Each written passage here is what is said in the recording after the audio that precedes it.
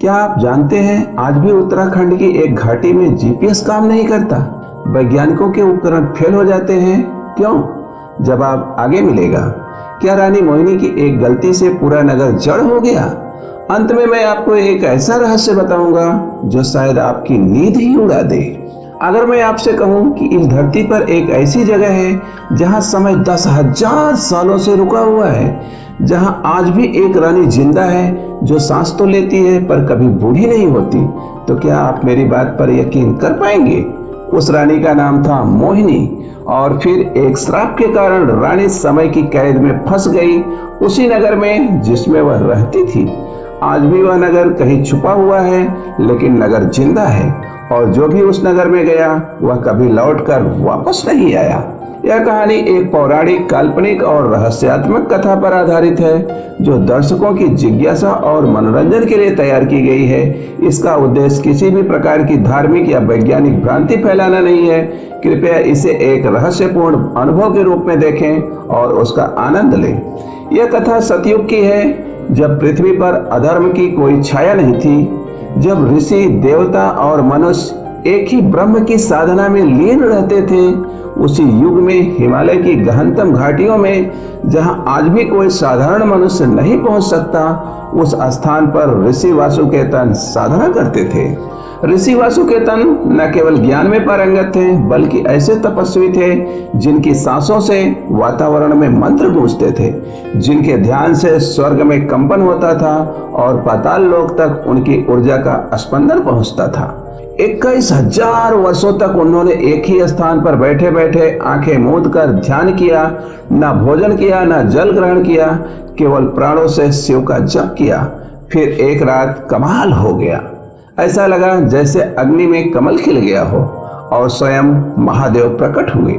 कहानी में हम आगे बढ़े उससे पहले हमारा आपसे विनम्र अनुरोध है कि आप चैनल को सब्सक्राइब कर बेल आइकन दबाएं, वीडियो को लाइक करें और शेयर करें। भगवान शिव प्रकट होकर बोले, वासुकेतन, मैं आपकी भक्ति से प्रसन्न हूँ, बताइए आप क्या चाहते हैं?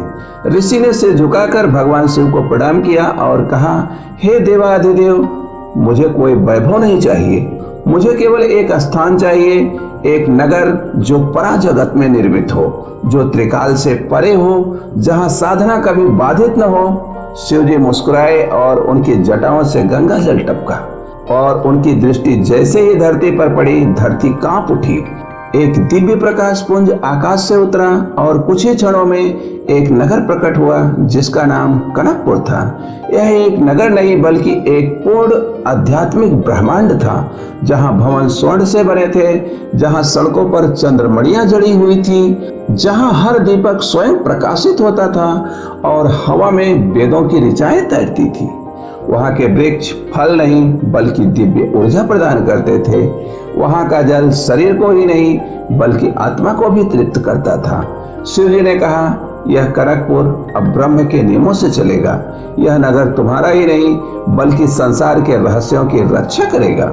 ऋषि वासुकेतन ने ध्यान के उस नगर को एक जीवित तपोभूमि बना दिया, जहां के हर भवन ईंट पत्थर से नहीं बल्कि तप की ऊर्जा से बने हुए थे। और तभी से कनकपुर का इतिहास आरंभ हुआ। मोहिनी कनकपुर की रानी थी। उसके रूप का वर्णन कोई शास्त्र नहीं कर सकता था। उसके कदमों से भूमि पर पुष्प खिलते थे और उसकी दृष्टि से ऋषि भी विचलित हो जाते थे। मोहिनी सौंदर्य की अद्वितीय उपमा थी। मोहिनी जितनी सुंदर थी उतनी ही महत्वाकांक्षी भी थी। वह शक्ति की प्यासी थी। वह अपने पास अत्यधिक शक्ति इकट्ठा करना चाहती थी। वह जानती थी कि इस नगर का हर पत्थर, हर ध्वनि एक गुप्त रहस्य छुपाए हुए है, और उस रहस्य की कुंजी केवल एक थी, ऋषि वासुकेतन। मोहिनी ने धीरे धीरे ऋषि की सेवा, भक्ति और साधना करना शुरू किया, और कुछ समय बाद वह उनकी शिष्या बन गई। एक ऐसी शिष्या बनी जिसने कुछ ही वर्षों में वह सब कुछ सीख लिया जिसे सीखने में युगों लग जाते थे। जब मोहिनी ने सब कुछ सीख लिया और फिर एक अमावस्या की रात जब पूरा कनकपुर निद्रा मग्न था और ऋषि समाधि में लीन थे, तब मोहिनी ऋषि की सिद्धियों की मंत्रमाला चुरा ले आई, और ऋषि की सिद्धियों से मोहिनी ब्रह्मांड की सबसे शक्तिशाली नारी बनकर वह ब्रह्मांड को अपने इशारे पर चलाना चाहती थी। उसी पल धरती कांप उठी।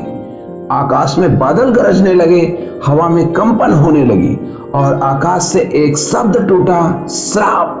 ऋषि वासुकेतन ने आंखें खोली और उनके स्वर में क्रोध और अग्नि थी। ऋषि ने मोहिनी को चिताया, मोहिनी तुम आग से खेल रही हो। लेकिन मोहिनी ने सिर तो झुकाया, परंतु मोहिनी के होठों पर एक रहस्यमयी मुस्कान बिखर गई थी। ऋषि वासुकेतन के स्वर में क्रोध और अग्नि थी।